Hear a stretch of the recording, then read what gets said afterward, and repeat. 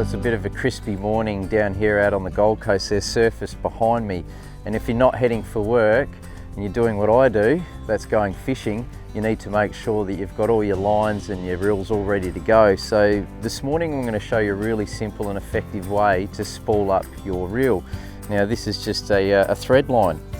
Now the first thing you do is we tie a knot, and I'm just going to use some really thick line just purely so you can see it. So we're just going to do a granny knot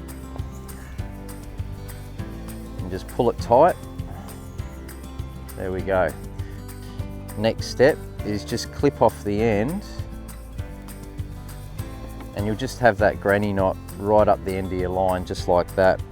Now what we're going to do is just create a simple loop. This is basically just another granny knot around your line. So we're just going to do that. You can see how that's sitting like that.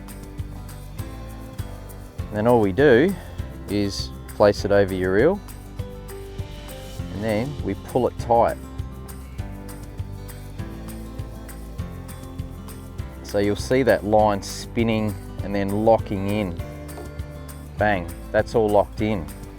And then we flip the bail arm over, and you simply start winding your line on. That's ready to go.